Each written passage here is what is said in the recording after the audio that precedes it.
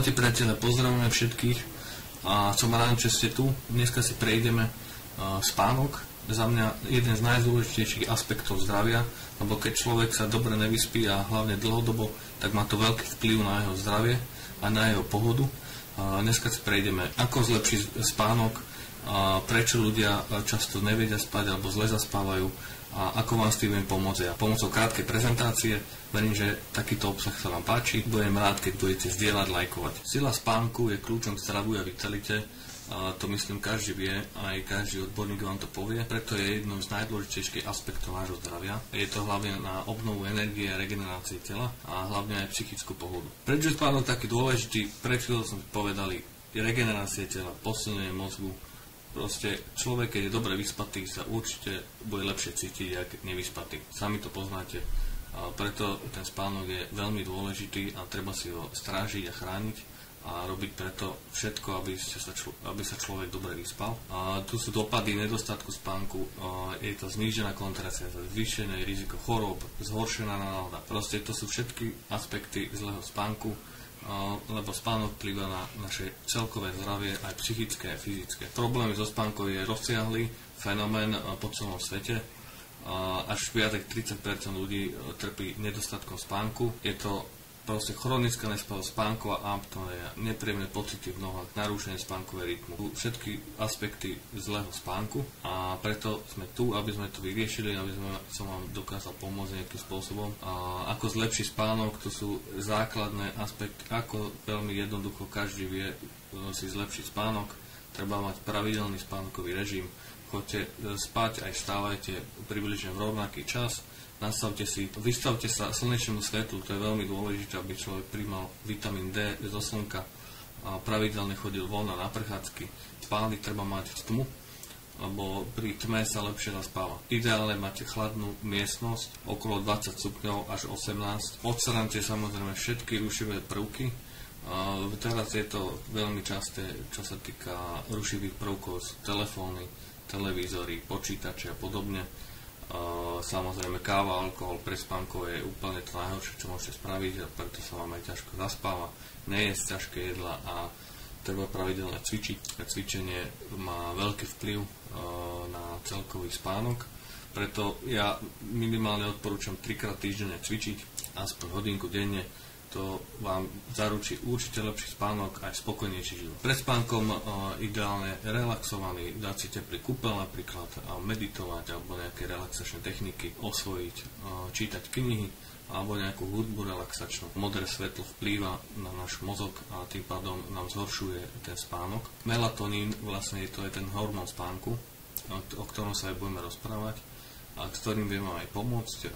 Základných hormónov spánku reguluje spánkový cyklus. Telo produkuje sám melatonín, hlavne v tme, preto treba mať v tmavú miestnosť. Niektoré faktory, ako napríklad vystavenie svetlu pred spaním, môžu znížiť produkciu melatonínu, ako sú telefóny, televízory, počítače a podobne. Melatonín od Life Prosperu, ktorý vám chcem ukázať, je čisto prírodný a 100% bio, veľmi rýchle a účinne, sám to mám otestované a zlepšuje kvalitu spánku, to vám viem povedať, aj môj klient nedávno si to strekol a za hodinku zaspal vedľa mňa a sme sa pri tom bavili, proste bol fakt unavený, ale fakt, že to funguje a je to účinné a je to hlavne bezpečné a bez vedľajších účinkov. Výhody melatonínu od Life Prosper je to prírodná regulácia spánku, zníženie stresu, úzkosti, zlepšenie nálady, koncentrácie, zvýšenie energie a vitalitu. Ako používať melatonín? Veľmi jednoducho.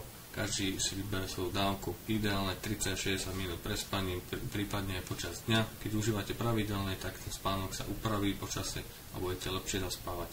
A prípadne toho sa môžete poradiť svojim lekárom. Je to čisto prírodné, bez vedľajších účinkov. A ďalšie typy, hlavné cvičenie, zlepšuje to spánok.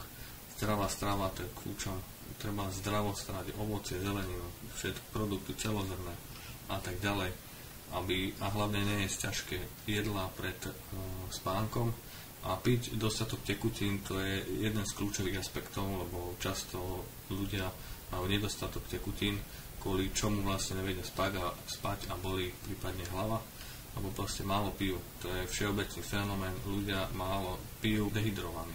A bavíme sa tu o vode, nie kávy, sladké nápoje a podobne. Výskum ukázal, že proste 7 hodín je ideálny spánkový cyklus, ale 7 hodín spánku, nie že 7 hodín sa prevalujeme. Viac ako 30% ľudí má problém so spánkom. Všeobecný fenomén, čím ďalej, tým viac sa toto číslo zvyšuje. Preto ako ja sa snažím ľuďom pomôcť s týmto problémom pomocou toho melatonínu od Life Prosper. Napríklad sú rôzne typy, sú rôzne produkty, ale ja mám tento vyskúšaný a mám to na sebe otestované a viem, že to funguje 100% bezpečné. A pri nedostatku spánku samozrejme je to 20% zvýšenie riziko srdcovo-cievnych ochorení. A keď ste vystavovaní neustále modrému svetlu, až o 10% sa znižuje tvorba melatonínu. Pred spánkom nepozerajte furt do telefónu, neskrolujte Reelska a podobne. Aspoň hodinku, dve pred spaním nepozerajte do toho telefónu a do počet hodín spánku, výkon v teste. Tento graf ukazuje vzťah medzi počtom hodín spánku a výkonom v testoch, ale je to všetko proste podložené vedeckými štúdiami. Počet hodín spánku a hodnote nálady. Čím menej spíme, tým máme horšiu náladu a tak ďalej. To sú jednoduché grafy, proste čím menej sa spí, tým je to horšie. Spánok a imunitný systém je jedna z základných vecí, čo riešime, alebo čo je človek, keď má chronický nedostatok spánku, tak to vplýva extrémne na imunitu a je veľmi oslabená tá imunita. Preto spíte dostatočne a hlavne kvalitne, aby ste mali silný imunitný systém. Spánok a pamäť, kľud málo spíte, tak je to problém aj s učením, aj celkovou pamäťou budete mať, takže spíte kvalitne, napríklad s melatonínom. Spánok a srdcovo-cievny systém, chronický nedostatok spánku môže viesť k zvýšenému krvnému tlaku, zníženému srdcovému výkonu a zvýšenému riziku srdcových ochorení. Jednou z hlavnou príčinou smrti väčšinou sú srdcovo-cievne systémy a je to spojené napríklad so spánkom. Preto si dávajte na to pozor, na svoje srdiečko.